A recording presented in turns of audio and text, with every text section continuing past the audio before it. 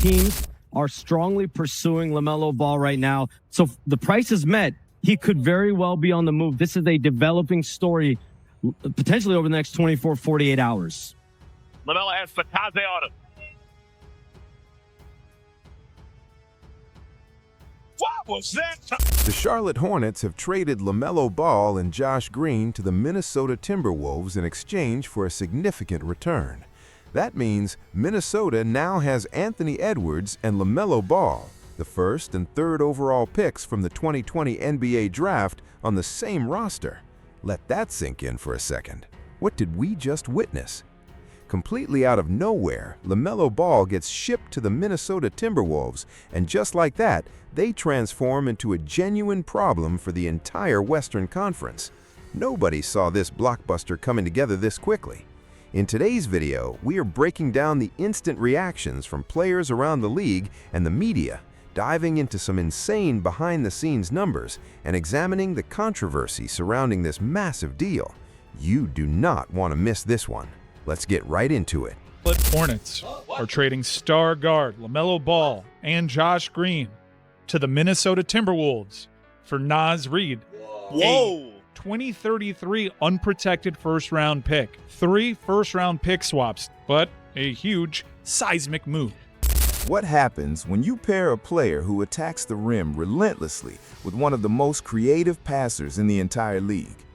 You get a complete nightmare for every defense in the NBA. Seriously, think about it. How do you actually stop a fast break with LaMelo pushing the pace and Anthony Edwards flying down the wing at full speed? The honest answer is, you can't. Now, obviously, the immediate reaction from Anthony Edwards was bittersweet.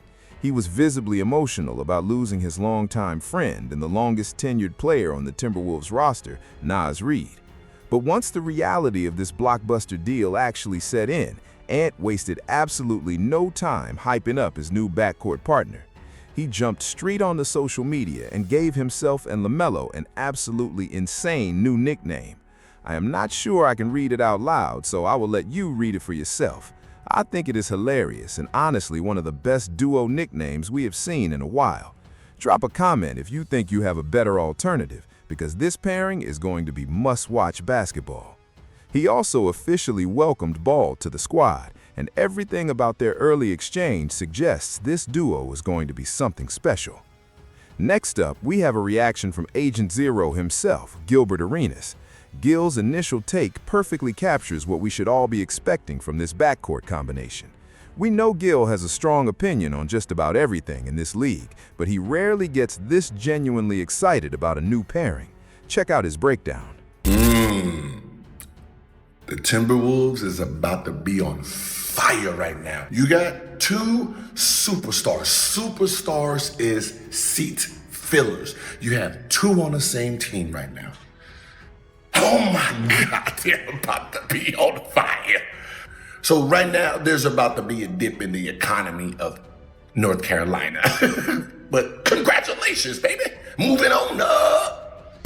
Did you expect anything less from Gilbert? The man never disappoints. Now we have a reaction from one of the best point guards in the league today, a guy who nearly single-handedly dismantled the Oklahoma City playoff run before an injury cut his run short, Tyrese Halliburton. He does not usually weigh in on trades and league news, but apparently he just could not help himself this time. He posted on Twitter with pure excitement, "2020 draft class is lit." And honestly, Halliburton is absolutely right.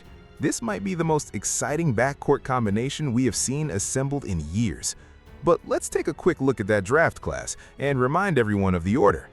Golden State Warriors fans, you might want to look away for this part. We now have the number 1 pick and the number 3 pick from that same draft playing together on the same team. And here is what makes this historically significant. This is the first time in NBA history that we are seeing 2 guards from the same draft class join forces after combining to average nearly 49 points and 11 assists per game the season prior. Between Ant's 28.8 points and LaMelo's 20.1, you're looking at 49 points and 11 assists generated purely from a backcourt that entered this league together back in 2020. That number is absolutely staggering. LaMelo's initial reaction is still coming, And we have more media takes, controversy, and stats on the way. So do not go anywhere. Remember that LaMelo averaged 20 this year, shooting 37% from three-point range. Him and Knipple were 2 and 1 respectively in terms of three-point field goals made. LaMelo Ball made 272 three-pointers, so the brother can score. But his gift is passing the basketball, and look who he's passing it to. A superstar, if ever there was one, an Ant-Man, Anthony Edwards. Okay, of the top 10 scorers from the 2020 NBA draft, the Minnesota Timberwolves now have 3 of them on their roster. Next up, we have a reaction from former NBA point guard Jeff Teague on his podcast. His take is definitely on the controversial side, but check this out. Teague went as far as calling the acquisition of LaMelo Ball the second best move in the Timberwolves franchise history. Do you guys agree with that? Personally, I think that is a bold claim, but time will ultimately be the judge of that one. Either way, speaking of massive franchise-altering front office decisions, this is the perfect moment to pivot and address the enormous controversy currently surrounding 2024 Finals MVP Jaylen Brown. Brown was supposed to be the centerpiece of that blockbuster trade for Giannis Antetokounmpo, but as we all know, Boston's offer came up short and the entire deal collapsed. Now Jaylen is reportedly furious with the Celtics front office for putting him on the trading block once again, and according to those close to the situation, he wants out immediately. And if this offseason was not already wild enough, scorching hot reports dropped today suggesting that Jaylen Brown could actually be the next star headed to an already loaded Timberwolves roster. Minnesota might be building something that the rest of the league genuinely has no answer for. Check out what the insiders are saying.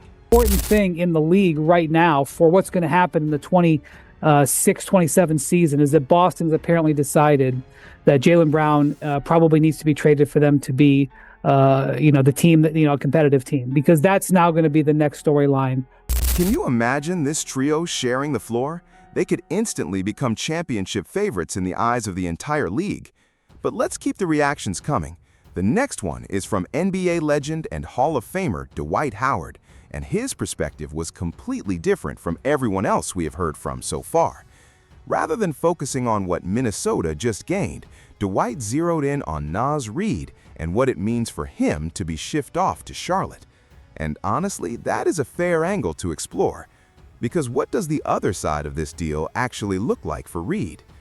Could stepping out of a crowded front court situation finally unlock him as a legitimate all-star caliber player in Charlotte?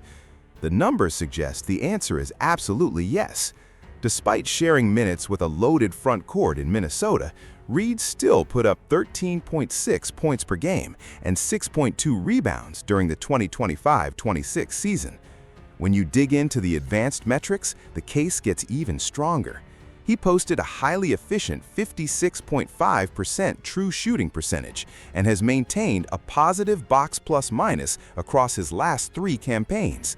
Give this man a featured role and the production could jump significantly.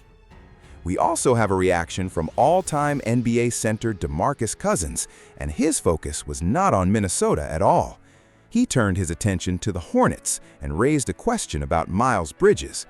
Does this trade signal a full rebuild is coming to Charlotte, or was LaMelo simply a piece they had already decided to move on from? That is a question only time will answer.